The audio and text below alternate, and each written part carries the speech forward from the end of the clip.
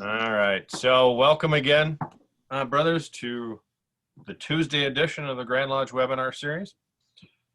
As we have talked about in previous, previous sessions, this isn't tiled, so yes, please govern yourself accordingly. As I just said a moment ago, these are recorded, so please be careful. I will be muting everyone off in the beginning here because this is a Q&A. We're going to handle this one a little bit differently, so the chat feature is going to be an important part of this process. To that end, what we would like to do is I will mute all of the lines. If you have a question, either if you want to ask the question via chat, go ahead and throw it in there. If you just want to say, I have a question, I will call on you to ask your question to the Grandmaster directly. That way we can just kind of keep people from talking over top of each other and those kind of things. We will, keep going as long as we have valid questions going, all that kind of fun stuff. With that upcoming schedule, as we've seen before, there is Larry's coming back again. We've got a couple other ones coming up. Grand Secretary next week, Tuesday, will be doing a Q&A as well. With that, Grand Secretary, if you want to have, send a pre-question, please send it off to the mentoring committee. I will add it to the list and I will have it there so that I can use it as, pose questions to the speaker at the time. With that, I have, too far. We have the Most Worshipful Grand Master Ethan Seaberg of the Masons of Minnesota. Most Worshipful, the floor is yours for however you would like to proceed with your opening. Got it. Well, I need to start with a thank you. Well, and a welcome. Welcome, everybody. Thank you for being here tonight, and thank you to the mentoring committee for all the work they're doing to bring us together in this particular environment. Many of you know that these sessions were intended to be the breakout during our grand communication. The grand communication that wasn't. So I want to thank all of the presenters who are willing to do this here over the next number of weeks, and it's been well received, so thank you for that. The intent of this was to be incredibly informal. I am not a student of the Socratic method, so I would have butchered it had we tried it. But the intent is, if you do ask a question, you may get a question in return. And I will say now, if your intent is to ask about things like co-masonry, I would suggest you reach out to your local Elks Lodge if that's something that's important to you. I want to frame this a bit by asking a question we've been getting a lot, kind of start with this one and then see what Worship Brother Jason has on his list before we go any further. What about May 4th? Wouldn't it be great to know what about May 4th? I think sitting here tonight, I would have loved to have shared what the governor had talked about as far as shelter in place and whether or not it's going to be ended or extended. Quite simply, we don't know. But for any of you who have been paying attention, the word phasing comes up a lot. It is unlikely in the month of May that there will be any license to meet in groups of more than 10 and at a social distance. So even if a person were to try to meet with 8 Masons in a lodge, you would have to open on the first degree so that you could purge by observation. And then at that, half of the people there would be in a very high risk group if they were like half of our members. So I would expect to see an extension of our suspension through at least the middle of May. And if you're frustrated by that lack of certainty, it's a global club you've joined, and we'll get through this as best we can. But look for that extension to come likely in the next day or two. So it's questions like that, and I hope you'll take advantage of it. Jason, did you have some on a list to go? I do. Okay. I do. So we have a question here from Worship Brother Nick Sedich. Yeah, you run away. With an air of distancing forced upon the craft, what does Grand Lodge of Minnesota intend to do to increase on-ledge education, community, and advance our gentle craft? Well, thank the good Lord for committees. One of the things that's been a blessing so far is as we've waded into this with almost no notice, committees like mentoring, leadership, membership have decided to find ways to do exactly that. The fact of the matter is, those committees made up of brothers from around the state are the only way we can try to figure that out. And so this is an example. We've got there are lodges who are seeking dispensation, those who have a kitchen that allows it to provide meals where they can, to fill gaps in their communities where it's appropriate. Um, every Mason in the state should be calling other Masons to talk about their welfare and to connect. So things little and small, we're trying to encourage. The big thing is to push it. To Worst Brother Nick's point, it's incumbent on the Grand Lodge and all of us to talk about how important it is. We can have these wonderful ideas and mechanisms, but without pushing it and reminding brothers to get engaged, they're just a knick-knack on a shelf. So we're trying to do just those things. Use the technology we have available and also push those local connections through every communication vehicle we've got. Thank you, Most Worshipful. We have a question from, I didn't catch if it was Worshipful Brother or just Brother Larry Lingman. Do you feel that we will be able, oh, he answered that one, never mind. How are the residents of the Masonic home faring, and is there anything the lodges can do to help? As well as you might expect, and yes. Very lucky to have had a Masonic Charities board meeting today. Right Worshipful Brother Rolf and I, and Worshipful Brother Tony Kroll was represented there too. The census is down, as you might imagine. So much of what happens at the home in its 214 licensed beds is transitional care. And it's also the largest revenue source for that facility. And with elective surgeries down, you know, the hip replacements and the knee replacements, which may not seem elective if you need one, the census is down. And there's some concern about revenue as there is anywhere else. But the home continues to operate. The staff, as was reported today, is as protected as staff can be. Layers and layers of PPE. But it's that staff, if you wanted to know what you could do, you read a letter, a thank you for the work that they're doing for their fraternity in making our home operate and taking care of our residents. Directed to Deb Kutzinger at Minnesota Masonic Charities, and simply say thank you to the nurses and the staff that are working with those residents. That's it's a great thing to do, and we all should. Thank you, Most Worshipful.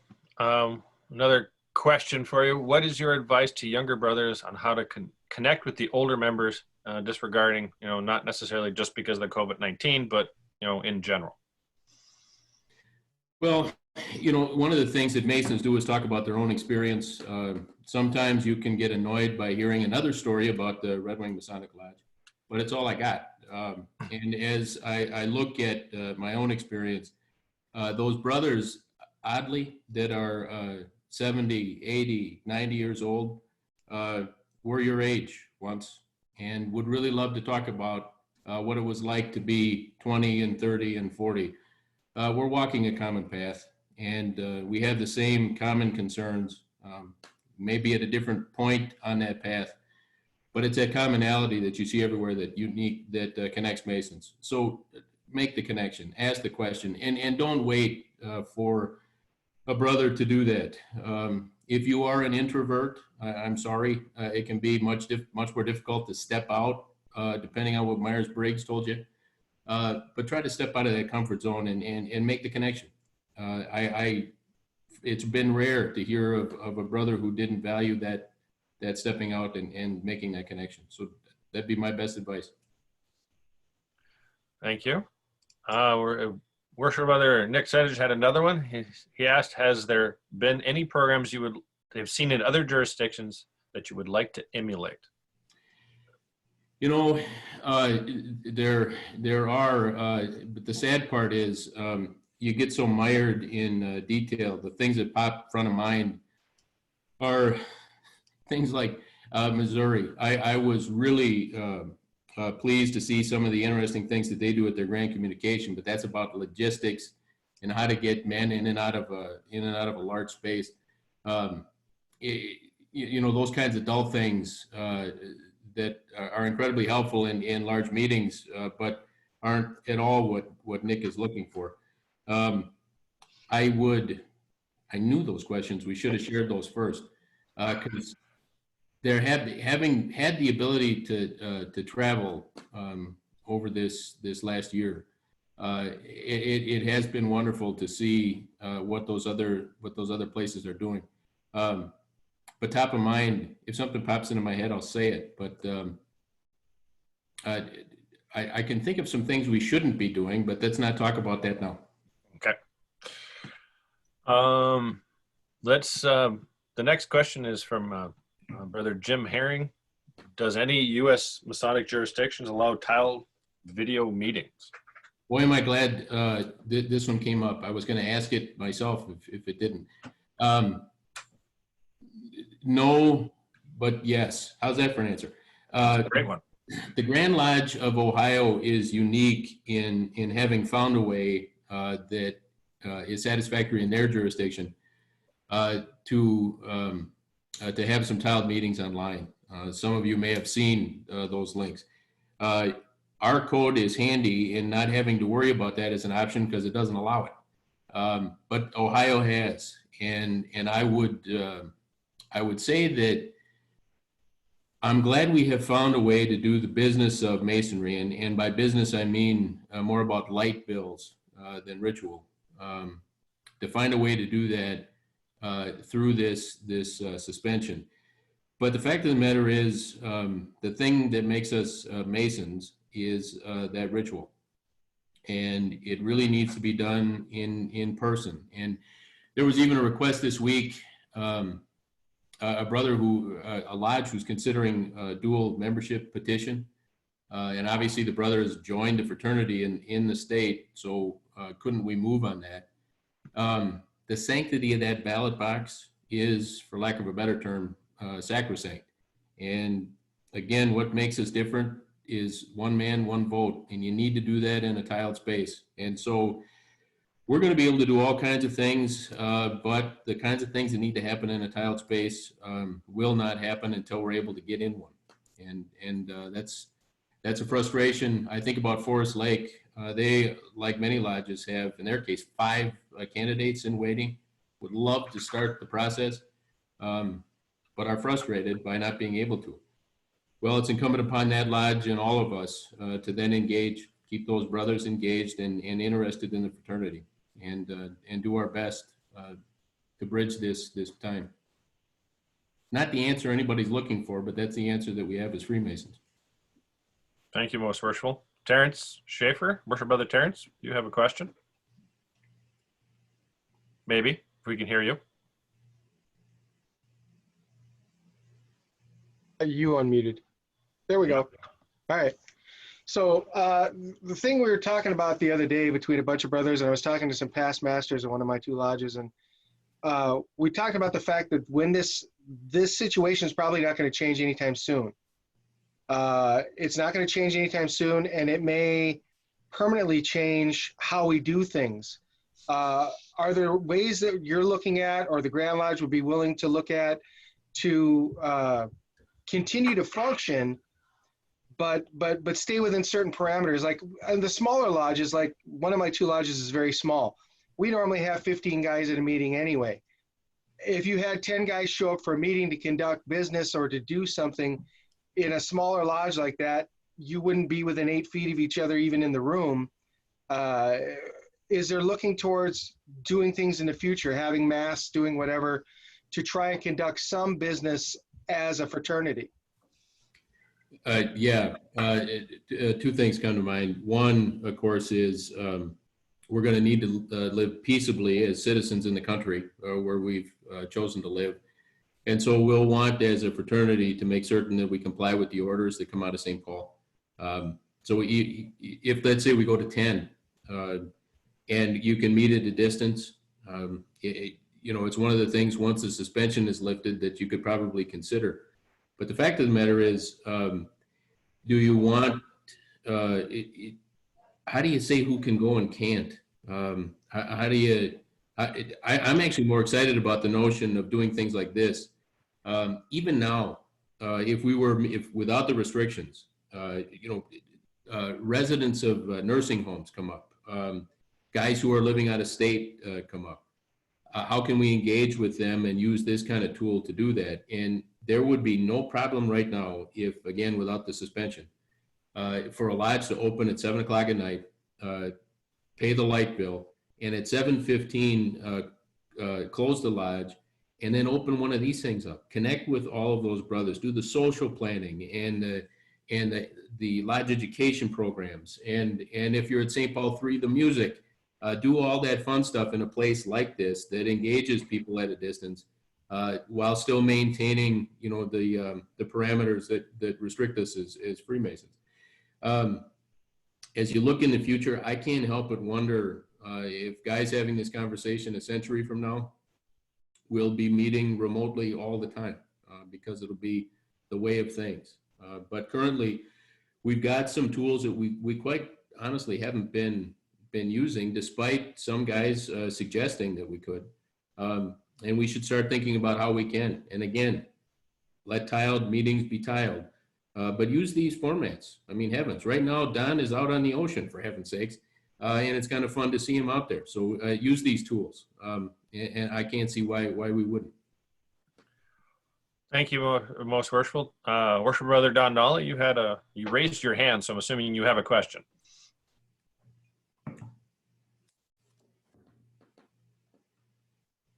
There, can you hear me? Yes.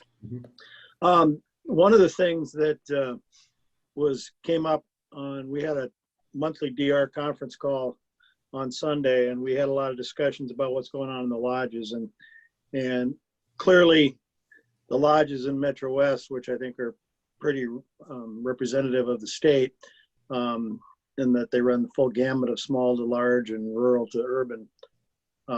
There's a nice variety of things happening, but there's a number of lodges that are kind of just sitting in limbo right now. And one of the things that we talked about was engaging and encouraging the lodges, as the Grand Master mentioned, about making sure that they're staying in touch with their members, making sure that they're finding ways to engage their membership, both like you say, everywhere from the candidates, because we have a number of lodges that have candidates that are either waiting for degrees or in the process of, partway through their degrees, and as well as our older members. But the other thing that we talked about is there's going to be a lot of our brothers that are going to be impacted in ways that we can't even begin to anticipate, in terms of losing their jobs financially, their lives being thrown in an uproar. And the longer this goes on, the more that's going to see. And some of those guys that may be active now may not make it back. And a lot of them may just fade away if we don't reach out and try to find ways to help them. And I guess goes to my question, most worshipful, is one of the things we talked about is not that we expect Grand Lodge to solve any issues, but when we find brothers in need, obviously as individuals and as lodges, we should try to do what we can. But is there any sort of thought about a process for when we see some of the larger issues and problems rolling up, communicating that upwards to Grand Lodge, to at least, if nothing else, to keep track of? Or, I mean, I'm not saying the charities or LAD fund's going to bail people out, but I guess, is there any way to try to, or thoughts about what do we do there in terms of trying to consolidate information? Because I know we're going to have a lot of things that are going to come out of this that we can't even begin to anticipate. Yeah. Well, thank you. I made notes, wrote the word vetting down so I wouldn't forget to say it. One of the things that, and I don't know if, I wouldn't call it a secret, because the Help Aid and Assist Fund and LAD have obviously been there for years and years.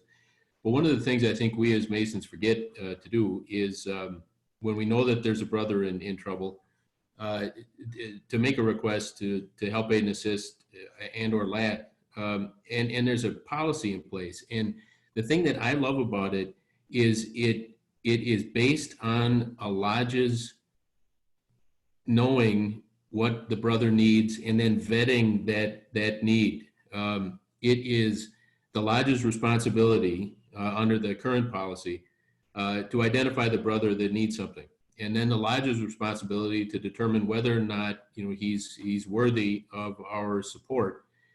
And even if a lodge can only support him in a very modest way, and very close to nothing can be a very modest way. Help Aid and Assist and LAD both have stepped in. The corporate board has done as much as they can over the years, often well past a match, in situations where they're able to help. But it's all based on a lodge, going out and doing that work. And while I'm not going to start wading into politics, that old argument about how school and education is best served on a local level, regardless of what you think about that, it's kind of the model that we're using here. We really want a lodge in Red Wing to be able to look at some Seaberg guy who's asking for help, and you realize that it might not be appropriate for him. He's not making the request, or the request he's making is completely appropriate, and we should mortgage the property to help a brother out. And it really is based on the lodges doing it. And so one of the things, and this was going to be the other part, because you touched on DR communication, it is incumbent upon us to use our existing sales force, if you want to call the DRs a sales force. I got a phone call from a DR who said thank you. And the thank you had nothing to do with me. It was the process that we asked the DRs to go through for the so-called online voting for the grant communication for our annual work. They got to contact the lodge for a reason that didn't include things like, why haven't you given me a calendar? Why haven't you given me the events? Why won't you tell me what's going on? It was a solely positive connect. And for all of you out there who are DRs, this is going to be a wonderful opportunity to connect with lodges, and you don't have to ride them for not getting the information that those nuts in the Grand Lodge are asking for. You can quite simply say, I am here to talk about the needs of the brothers in the lodge. And it's one of the things I know we're going to talk about at the board meeting on Saturday, and try to be much more proactive through the DRs that already have those connections. Thank you, Most Worshipful. That does come into one of the questions from Brother Larry Lehman. Have you seen a rise in the number of brothers in distress? And if so, well, have you seen a number? He kind of asked about the help, which we already kind of covered. No, not at least in the form of requests. As a matter of fact, the current agenda for the meeting on Saturday just has one. And that's actually, as Doug would tell you, who's here, that's not, that's actually low. Yeah, I mean, there are certainly meetings where there aren't any, but no, right now there's just one on the agenda. And the board doesn't have to wait for a meeting to approve those, to consider and then approve those requests. So, but right now there's just the one, at least officially. Thank you, Most Worshipful. Worshipful Brother Sean Garrick has a question. Is there anything the staff at the Masonic Home needs that we Masons may be able to help them with? That didn't come up, but we should ask. Bless your heart for bringing that up. I'm gonna, yeah. Other than thanks, that was really the thing that was specified today. But as far as personal protective equipment or lunch or anything else for that matter, right now, Charities has been doing things like providing thank you gifts and other incentives to the staff as a thank you for working in this environment. But it would be nice to reach out and see if there was something we could do as a Grand Lodge too. But again, the one thing they did mention was write a thank you. So on a lighter note, one of the brothers, Don Raleigh, wants to know what the Worshipful Grand Master's drink of choice is for quarantine. Well, you know, in our family, Free is our favorite brand. And after that, there's a lot of bourbon here at the house. Well, that's good. Clean you from the inside.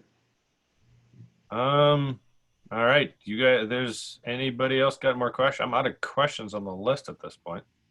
So somebody's waving. I'm not sure if you're looking for something. I think both Frank and Larry were going to ask for a question. Hey, you see what, before you ask Frank, Frank, if you wouldn't mind holding on just a second, if you see in the chat, Keith just put a note up for everyone about isolation gown, N95 mask, surgical masks, and disinfecting wipes. The home is in need of those things. Okay. We also have a question from Brother Victor. Victor, you want to ask your question? Yeah, we've missed a couple of fundraising events, pancake breakfast, tip night at the local pizza ranch. Do you have any suggestions or other ideas about online fundraising or how we can make up those funds? Boy, I haven't heard of anything other than a pause. So I'd be honest, if you come up with some good ideas, it'd be wonderful to share. There have been, some opportunities that lodges have engaged in, but it hasn't been lodge fundraising. It's been primarily, fundraising in the community, for a different endeavor or another. And there has mainly been direct appeal, dollars, not so much, some sort of like a pancake breakfast or something like that. But direct appeals are certainly all I've heard of in this suspended environment anyway. Is there any kind of like an online raffle or anything we could do? Well, I could see from a distance, though Sean Carrick is on the other side of town, his eyeballs opened because one of the things we learned about raffles is it's unbelievable how many restrictions there are regarding raffles. So because this is being recorded, anything you do that has to do with charitable gambling should be done in compliance with state law. That is that is a slippery slope, that one. We want to see you join us at the next session instead of having to be somewhere else. Yeah, amen. Brothers, I'm going to have to cut. Tussler Summit has Tussler Tuesday Zoom meetings at the exact same time, and I dearly want to be here, but I'm going to cut over and get involved with our own lodge at the halfway point in their meeting. So thank you for the time here, and I will head on to our already in progress Tussler Summit, Tussler Tuesday Zoom. Great. Please extend our greetings. Thank you so much. Thank you for attending. I have a question. Go ahead, please. When you're talking about help for some of the brothers and it's saying what is appropriate, are there any guidelines, or is it consensus? Or if it is a consensus, is it by who or what group? Or is there any kind of direction or guidance could help on something like this? Because get into everybody has a need, but what do you use for criteria? Well, that's if any. Yeah, it's really, and again, I stand here ready to be accused of taking the coward's way out.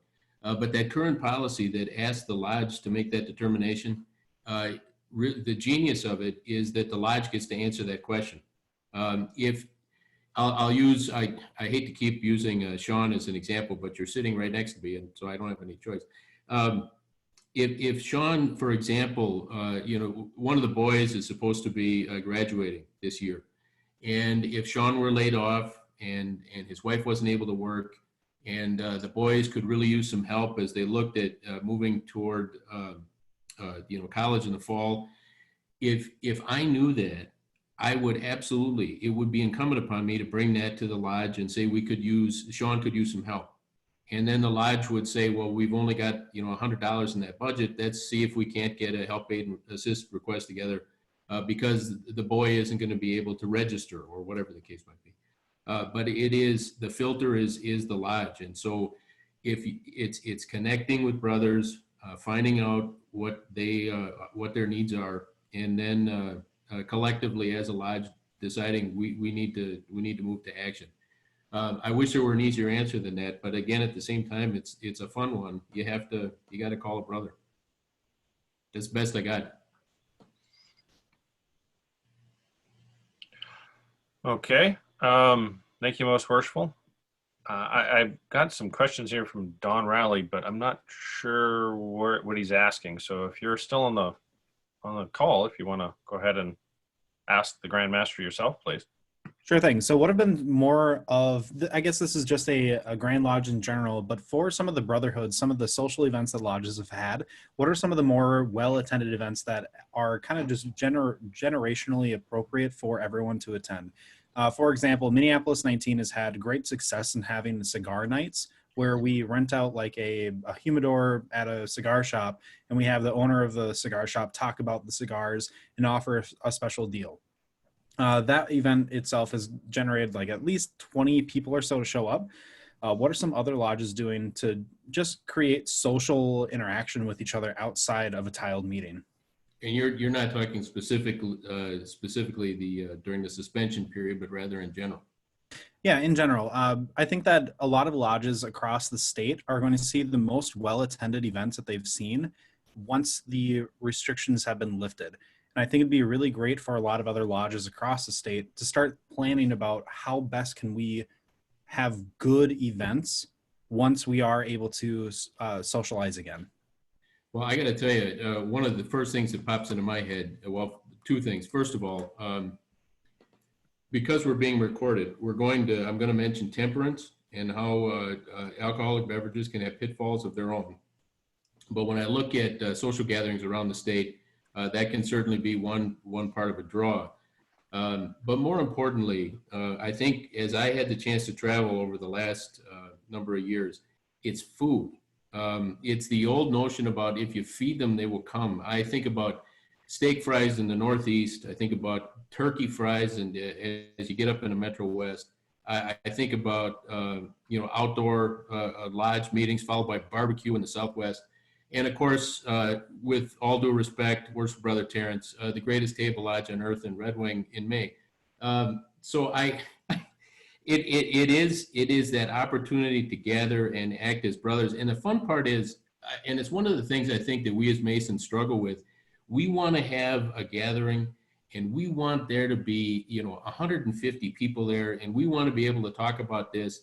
Well, the fun part is you may have to go through 2, 4, 10, 20 failures before you get to something that sticks. But the fun part, as a dear brother of mine said once, when we were at an event that wasn't going very well, and I was complaining about it bitterly, he told me something that I will never forget. Ethan, we're not miserable, we're making memories. And so I would say try. Throw a turkey in a fryer and you will find that what the guys in Litchfield have known for a lot of years, it brings the scent of that in the air. It brings men from miles around. But that's my answer. It's to try, just to grab the next cigar fun, pick something, go over to Terrence's and play some obscure Dungeons and Dragons board game, and you'll find that you're having more fun than is probably legal. So it really is trial and error, and it's a wonderful thing.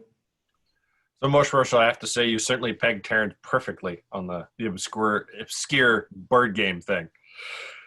I have opened the poll for everyone. If they would please be sure to submit that. Also, any more questions we have? I don't have anything in the queue at this point. Terrence, please go ahead.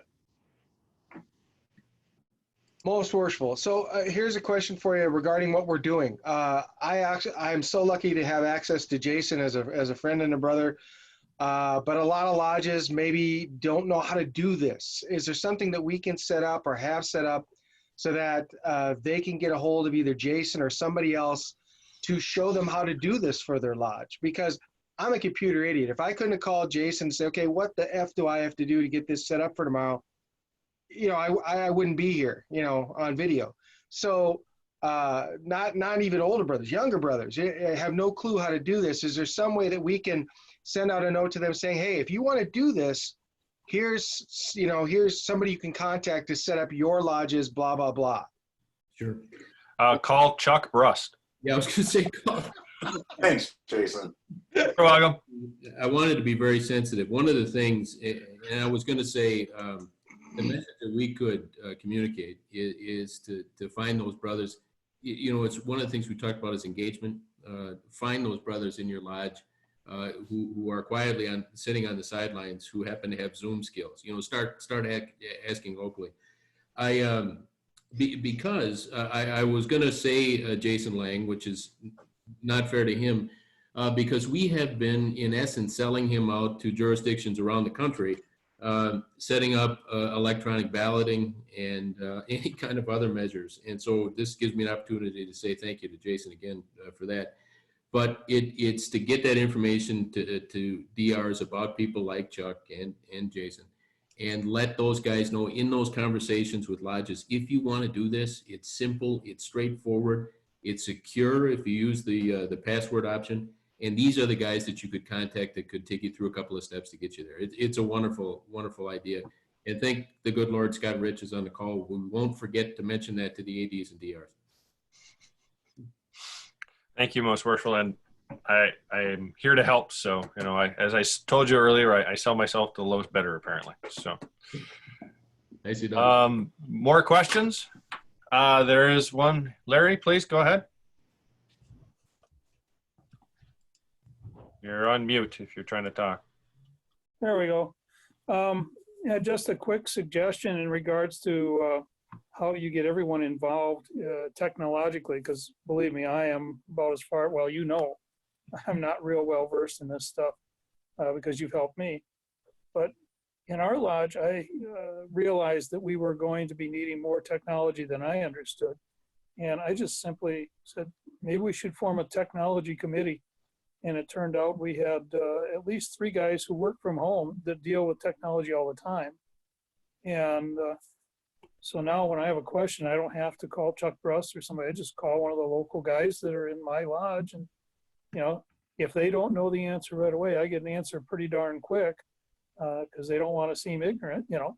So, and it really gives them a place in lodge that they might not have had otherwise. So it's been an opportunity to involve some people in a different sort of way than I would have thought of at the beginning of the year. But, you know, I'm getting smiles from guys who used to be sideliners because they're not sideliners. They're integral to our lodge, and now they know they're integral to our lodge. And one of them's not been with us too long. And that's great to get them involved. So just a suggestion. Yeah. Thank you, brother. Aaron Simmons has a question. No O's or N's in there. Yeah. All right. Well, I apologize profusely. All right. I actually have a comment and a question. You know, I agree. I mean, I like these events. It's good to see other brothers, but you know, it doesn't have to be video. You could also do strictly a phone conference, you know, for the brothers that maybe don't have a computer or aren't comfortable with that. But my question is the Grand Lodge, are we doing anything at the state level to help with COVID? Nothing that I'm aware of, at least not out of the Grand Lodge office. No. Okay. No, it's all been local at a lodge level, at least that I've heard about. And I'd wonder what those opportunities might be. You know, other than advocacy, which is again a slippery slope. Yeah, true.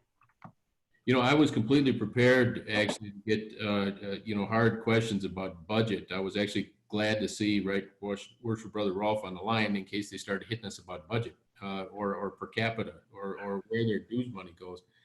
So this has been. Anybody want to ask one of those questions? Because we're prepared for that. Sure. Where does our per capita go? You know, it's funny that you should ask that.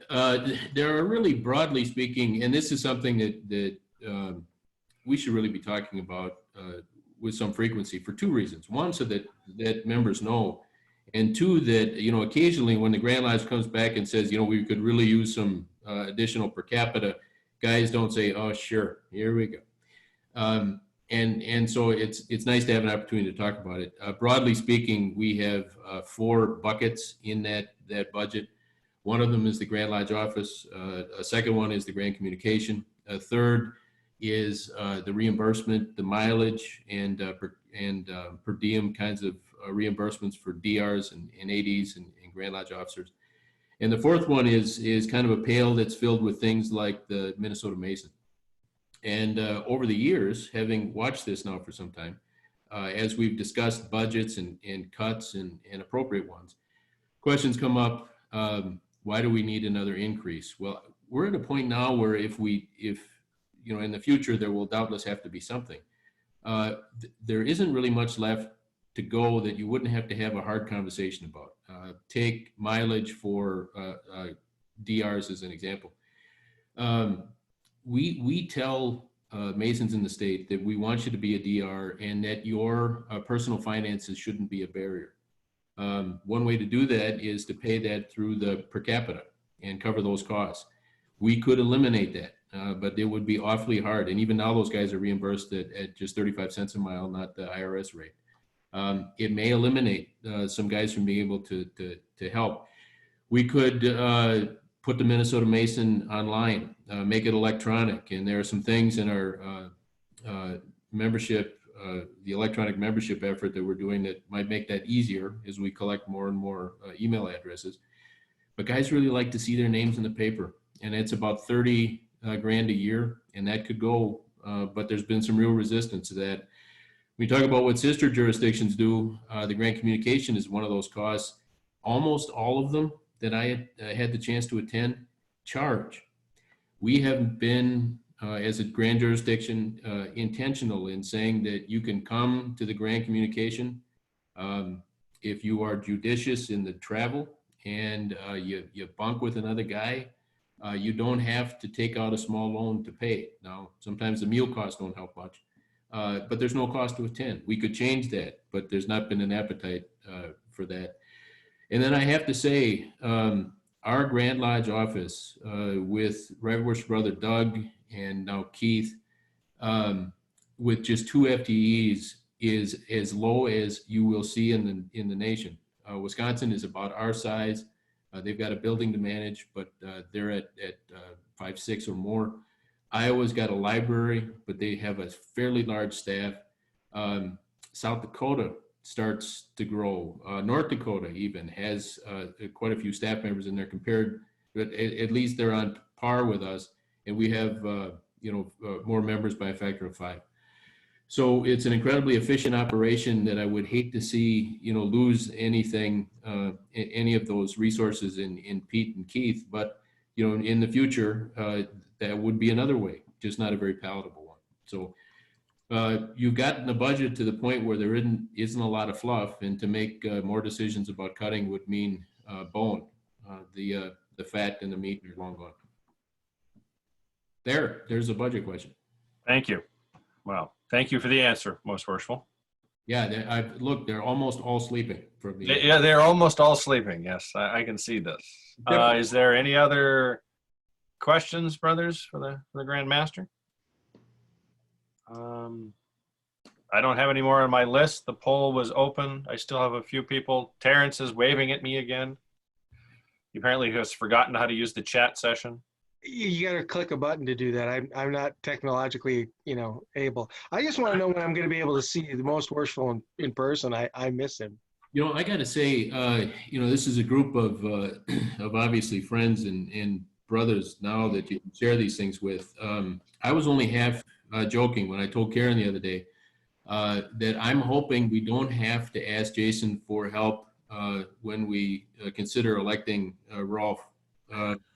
You think when you look at hear things like second surges, and you start wondering about when these phases are going to end. I can't help but wonder if we don't see an active or a working vaccine, it may well be into 2021 and beyond before we get back to normal. So it's very true. Family in the medical field and other people from work, former contacts, are saying that we're going to change how we deal with each other and how we interact. And that's one of the things. And there, again, you can't make those decisions now, but 6 months from now, we're going to have to reevaluate.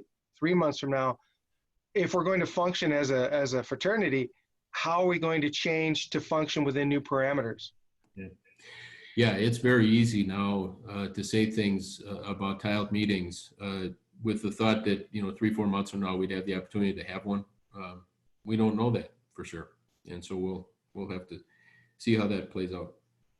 Yeah, we'd like to do more education. Like, we'd love to do Hans's education program, but you can't do it because it's dealing with tiled subjects. Yeah. So you can't do a web session. I mean, that's the problem. Getting back to Nick's question about more educational things. Well, the problem is 90% of what we would do education on, you can't do in this kind of a forum.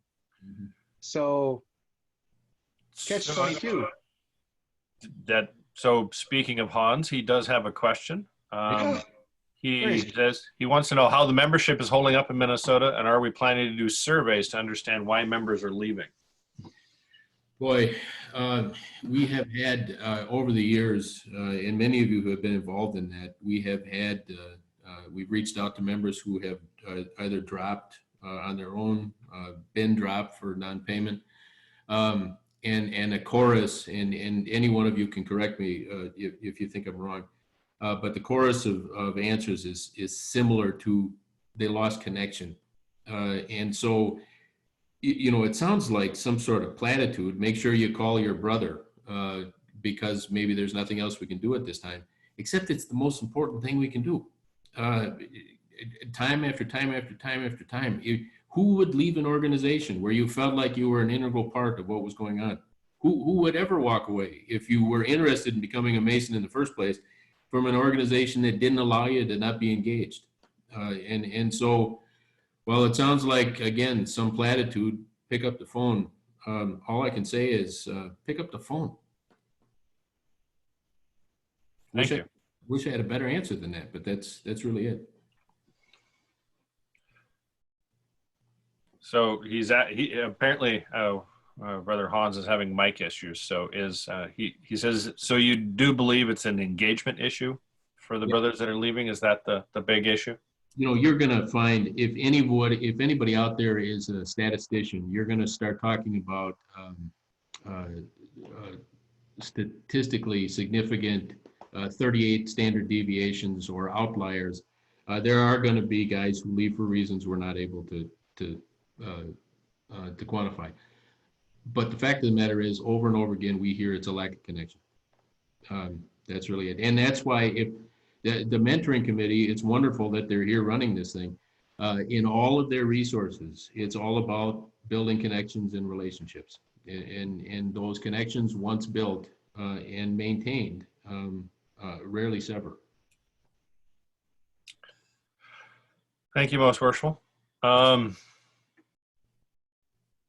So is there any other questions that we would like to ask the Grand Master at this point? I want to thank him because this is the longest session we've had thus far. So, well, I wanted to make note of something Jim said in the comment section. This is going to be my opportunity to say, budget. Would everybody please pass a budget? There is nothing worse than paying an electric bill month after month. And I have to say, my first experience when you talk about lodge education in a way that was wonderful was Farmington, Corinthian Lodge number 67 years ago. They gave their LEO permission to go first. The electric bill wasn't first. The correspondence from the Grand Master demanding something or another wasn't first. The first 45 minutes of that meeting was about education. Then they quick paid some bills and went home. And it was wonderfully refreshing. So take a cue from Jim and Corinthian 67. It's a wonderful way to go. I would wholly agree on that. And Reading the minutes. The Grand Secretary says he wants us all lodges to read the minutes at every stated communication. I'm paraphrasing, right, Worshipful. I hope I got that right for you. We are going to go back to where we started when you talk about other jurisdictions, but I had the opportunity with Most Worshipful Brother Dave Olson years ago to visit Virginia. They read the entire minutes at the end of the meeting. Everything from it was, dear Lord, I thought it was a prank. I was being punked in the Virginia Grand Lodge, but that was not it. So let's not do that. Let's not do that. All right. Well, we are 50 minutes into us. Brothers, I appreciate you attending. Most Worshipful, I will leave the final word for you before we all depart. Well, and thank you. Thank you to all of you for spending this time together, and take the cue from the guys who have made those comments. Make those connections, and call. And we'll look for an opportunity. If it's not in 20 and not in 21, we will get together with Terrence at some point and look forward to it. So thank you all very much for that. Thank you. Good evening. Thank you, brothers. Thank you. Thank you. Thanks again, Jason. Appreciate the help. Oh, no, not a problem.